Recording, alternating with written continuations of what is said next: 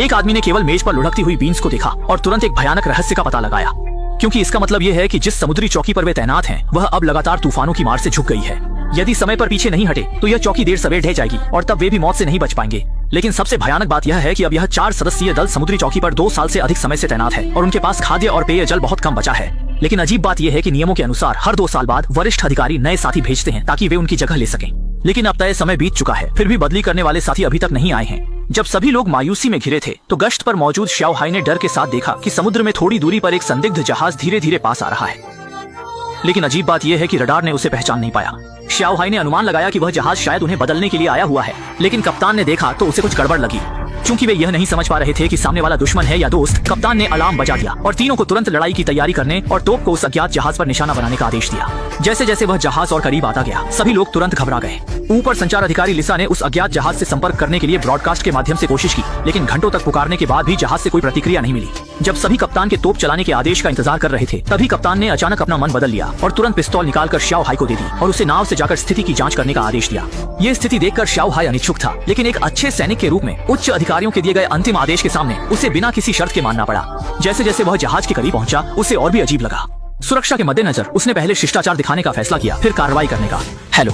लेकिन घंटों तक हेलो करने के बाद भी कोई प्रतिक्रिया नहीं मिली और पूरा जहाज जंग से ढका हुआ था, बिल्कुल एक भूतिया जहाज की तरह। इस रहस्य को समझने के लिए श्याओ हाई ने अपने डर को काबू में रखते हुए डेक पर चढ़ाई की और जहाज के अंदर की जांच करने का फैसला किया। अनावश्यक परेशानी से बचने के लिए उसने अपनी कमर पर लगे वॉकी टॉकी को बंद कर दिया, लेकिन उसे यह नहीं पता था कि यह छोटा सा कदम उसे जल्द ही खतरे में डाल सकता था। लेकिन जैसे ही वह कॉकपिट में पहुंचा उसने देखा कि वहाँ का सब कुछ बर्बाद हो चुका है और सभी इलेक्ट्रॉनिक उपकरण अब काम नहीं कर रहे थे। सभी संकेत यह दर्शाते थे कि यह जहाज बहुत समय से छोड़ दिया गया है। लेकिन अजीब बात यह थी कि जहाज पर अन्य लोग न तो जीवित दिखाई दे रहे थे और न ही उनकी लाशें। जैसे जैसे श्याओ हाई जहाज के अंदर बढ़ता गया उसे आश्चर्यजनक रूप से वहाँ 4 सेट सुरक्षा उपकरण मिले।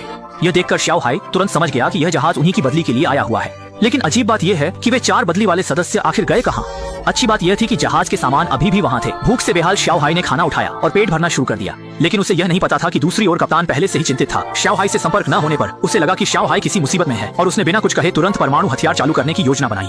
वह अपनी गर्दन से चाबी निकालता है और लिसा से दूसरी चाबी मांगता है। दरअसल परमाणु हथियार को सक्रिय करने के लिए 2 चाबियों की जरूरत होती है और दोनों के पास एक चाबी होती है। हालांकि लिसा कप्तान के इस कदम से सहमत नहीं थी, लेकिन चूंकि वह उसका वरिष्ठ अधिकारी था इसलिए उसे आज्ञा का पालन करना पड़ा। जैसे ही दोनों चाबियां कंट्रोलर में डाली गई, चौकी के नीचे का परमाणु हथियार धीरे धीरे सक्रिय हो गया और कप्तान का उद्देश्य उस खतरनाक जहाज को पूरी तरह से नष्ट करना था। लेकिन जैसे ही कप्तान गोली चलाने की तैयारी कर रहा था, दूसरी ओर भोजन कर चुके श्याओ हाई को अब वॉकी टॉकी चालू करने का ख्याल आया। लेकिन जैसे ही उसने उसे चालू किया वह डर से आधा मरा गया। हमें झूठ मिला, यहाँ कोई नहीं, सब साफ। अच्छी बात यह थी कि कप्तान को समय पर श्याओ हाई की प्रतिक्रिया मिली और एक त्रासदी टल गई। फिर कप्तान ने श्याओ हाई को आदेश दिया कि वह उस जहाज को वापस लाए और जब श्याओ हाई को पता चला कि कप्तान उसे लगभग मारने वाला था तो उसने चुपचाप उसकी आलोचना की।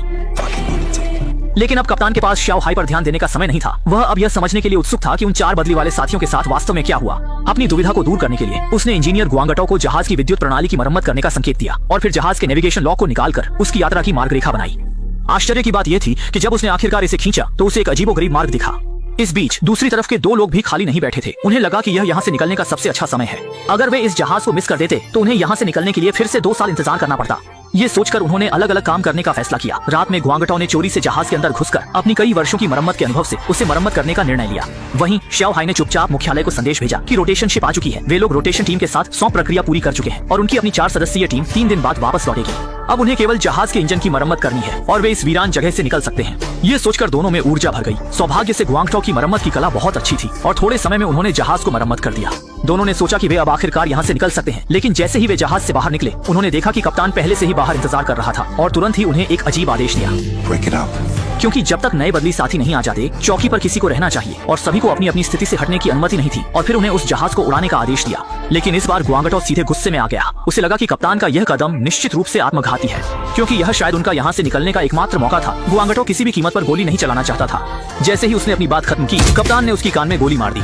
कप्तान का इरादा मजाक करने का नहीं था। यह देखकर श्याओ हाई ने मजबूरी में जहाज को उड़ा दिया और कप्तान का यह कदम जनता के आक्रोश का कारण बना। पीछे से लिसा ने तेजी से हमला किया और तीनों ने मिलकर बेहोश कप्तान को घसीटकर एक कमरे में बंद कर दिया और लिसा ने इस मौके पर कप्तान की गर्दन से 2 परमाणु हथियार की चाबियां निकाल ली। अगले दिन सुबह श्याओ हाई खाना लाया। वह यह जानने के लिए उत्सुक था कि कप्तान ने उस जहाज को क्यों उड़ाया, लेकिन फिर कप्तान ने उसे एक बहुत बड़ा रहस्य बताया। असल में वह जहाज 3 महीने पहले ही रडार में दिखाई दे चुका था, लेकिन जब वे चौकी पर पहुंचकर सौंपने की तैयारी कर रहे थे तो अचानक मार्ग बदल दिया और गलत स्थान पर जाकर रुके रह गए। यह स्पष्ट था कि किसी ने जानबूझकर जहाज के लिए गलत स्थान प्रदान किया था। तो कप्तान को शक है कि जासूस या तो लिसा है या गंजा आदमी। इसीलिए उसने दृढ़ता से निर्णय लिया कि रोटेशन शिप को नष्ट कर दिया जाए ताकि जासूस को मीनार छोड़ने से रोका जा सके। लेकिन अब छोटा काला किसी भी तरह से कप्तान की बातों पर विश्वास नहीं करना चाहता। अचानक बाहर का गंजा आदमी क्रोधित हो गया और उसने लिसा का गला पकड़ लिया और उसकी गर्दन पर से 2 परमाणु हथियारों की चाबियां छीन ली। बिना कुछ कहे उसने चाबियां डाल दी, परमाणु हथियार को सक्रिय कर मीनार को पूरी तरह से नष्ट करने की तैयारी की। स्पष्ट रूप से अब गंजा आदमी जीवन की सारी उम्मीदें खो चुका है। जैसे ही स्थिति अत्यधिक तनावपूर्ण हुई, छोटा काला समय पर पहुंचा और गंजे आदमी को शांत रहने की सलाह दी। अगले ही पल गंजा आदमी वास्तव में अपने हाथों की गतिविधियों को रोक दिया। मूल रूप से महत्वपूर्ण क्षण में उसने अंतिम परमाणु हथियार पासवर्ड भूल गया। इस तरह एक संकट का अंततः समाधान हो गया। लेकिन ठीक उसी समय छोटा काला ने अचानक देखा कि कैद कप्तान सचमुच खिड़की से भाग निकला था। लेकिन यहाँ व्यापक समुद्र के बीच में अब कप्तान कहाँ छुप सकता है। अगले दिन जब छोटा काला मछली पकड़ने का जाल खींच रहा था, वह भयभीत हो गया जब उसने देखा कि उसमें एक मानव हाथ उलझा हुआ था। जैसे ही उसने ऊपर खींचा, उसने देखा कि यह कल गायब हुआ कप्तान था और उसके माथे पर एक गोली का छेद था। छोटा काला ने यह देखते ही तुरंत एक बात याद की कि कप्तान ने कल उससे कहा था कि उनके अंदर दुश्मन जासूस मौजूद हैं। ऐसा लगता है कि कप्तान ने कल जो कहा था वह बिना कारण नहीं था। अन्य 2 लोगों में से एक निश्चित रूप से जासूस है, लेकिन चूंकि लिसा उसकी गर्लफ्रेंड है, छोटा काला निश्चित रूप से उस पर भरोसा करता है और उसने उसे यह सब बताया। उसका मानना है कि गंजा आदमी वास्तव में एक गद्दार है और कप्तान ने सच्चाई की जांच की, इसलिए उसे मार दिया गया। इन सबको साबित करने के लिए छोटा काला ने प्रस्ताव दिया कि जहाज के नष्ट होने की जगह पर जाकर देखें कि क्या कुछ सुराग मिल सकते हैं। लेकिन उसी समय गंजा आदमी ने खुद आगे आकर कहा कि वह लिसा के साथ जाने की इच्छा रखता है और इस कदम से छोटा काला उसे लेकर और भी शक करने लगा। अपने विचारों की पुष्टि करने के लिए उसने तुरंत गंजे आदमी की भर्ती फाइलें खंगालनी शुरू की। देखने पर ही पता चला कि वास्तव में क्या है और उसने देखा तो चौंक गया। मूल रूप से गंजे आदमी को मानसिक बीमारी है, लेकिन उसे उसकी उत्कृष्ट मरम्मत तकनीक के कारण विशेष रूप से भर्ती किया गया था। ऐसा लग रहा है कि जासूस कोई और नहीं बल्कि गंजा ही है। लेकिन अब मामला उसकी गर्लफ्रेंड लिसा पर आ गया है। गर्लफ्रेंड लिसा गंजे के साथ है। जब उसे एहसास हुआ कि स्थिति गंभीर है, तो वह बाहर जाकर दूरबीन से दोनों की स्थिति का निरीक्षण करने लगा। जैसा सोचा था, पास की नाव पर एक व्यक्ति अकेले ही वापस आ रहा था। गर्लफ्रेंड के हालात बेहद खराब होने का एहसास होते ही घबराए हुए छोटा काले ने चारों तरफ हथियार तलाशने शुरू कर दिए। पर उसे आश्चर्य हुआ जब उसने देखा कि लौटने वाली कोई और नहीं बल्कि उसकी गर्लफ्रेंड लिसा है। हालांकि लिसा बार-बार समझा रही थी कि गंजा गलती से पानी में गिरकर मर गया, पर छोटा काले के मन में पहले से ही जवाब था। इसलिए देर रात जब लिसा गहरी नींद में थी, छोटा काला चुपके से शिफ्टिंग बोर्ड की ड्यूटी रिकॉर्ड देखने लगा।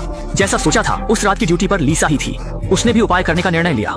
अगले दिन जब लिसा की नींद खुली तो उसने पाया कि छोटा काला गायब हो चुका है। शंका के साथ उसने तुरंत वॉकी टॉकी से उससे संपर्क किया, लेकिन छोटा काला की ओर से कोई जवाब नहीं आया। इस समय उसने देखा कि उसकी गर्दन पर लटकी दोनों परमाणु हथियार की चाबियां गायब हो चुकी थी। इस क्षण ने उसे एहसास करा दिया कि कुछ गड़बड़ है। फिर वह जल्दी जल्दी नियंत्रण कक्ष की ओर भागा। हालांकि जब वह वहां पहुंचा तब तक बहुत देर हो चुकी थी। छोटा काला पहले ही दोनों चाबियां नियंत्रण में डाल चुका था। परमाणु हथियार का आत्मविस्फोट उसके बस एक इरादे की दूरी पर था। जब उसने देखा कि उसकी योजना फेल हो गई है, तो लिसा ने भी सच्चाई को स्वीकार कर लिया। वास्तव में वह दुश्मन देश की ओर से आई एक जासूस थी। उसी दिन जब शिफ्टिंग बोट आई थी, उसने चुपके से वॉच टावर का लोकेशन डिवाइस हटा दिया और फिर शिफ्टिंग बोट को गलत स्थान पर ले गई। अंत में उसने साथी की तरह चुपके से शिफ्टिंग बोट के करीब आकर बिना उन 4 लोगों को प्रतिक्रिया करने का समय दिए गोली मारकर उन्हें मार डाला। और उसने यह सब इसलिए किया ताकि वह वॉच टावर में रह सके और कप्तान की परमाणु हथियार की चाबी प्राप्त कर सके, जिससे संगठन इस वॉच टावर के परमाणु हथियार को नियंत्रित कर सके। उसने सोचा था कि यह योजना बेहतरीन है, लेकिन अंत में छोटा काला ने उसे पकड़ लिया। लेकिन 2 साल तक साथ रहने के बाद वह पूरी तरह से छोटा काला से प्यार कर बैठा। लेकिन उसी समय वह अपना मिशन भी नहीं छोड़ सकता था। हालांकि लिसा ने खुद को दयनीय दिखाया, लेकिन इस समय छोटा काला उस पर विश्वास नहीं कर सकता था। उसने बिना कुछ कहे परमाणु हथियार का स्विच दबा दिया और फिर शांति से मौत का इंतजार करने लगा। समय के साथ एक सेकंड बीतने के साथ दोनों को आश्चर्य हुआ कि यह तथाकथित परमाणु हथियार वास्तव में नकली था। यह केवल ऊपरी अधिकारियों द्वारा विरोधी ताकतों को डराने के लिए फैलाई गई एक धुंध थी। हालांकि एक परमाणु हथियार संकट टल गया था। अब वे वॉच टावर पर फंसे हुए थे, क्योंकि एकमात्र शिफ्टिंग बोट भी पहले ही उड़ चुकी थी। लाचारी में दोनों को फिर से साथ आना पड़ा और वॉच टावर में एक मीठी दुनिया में रहना पड़ा। और इसी के साथ फिल्म का अंत हुआ।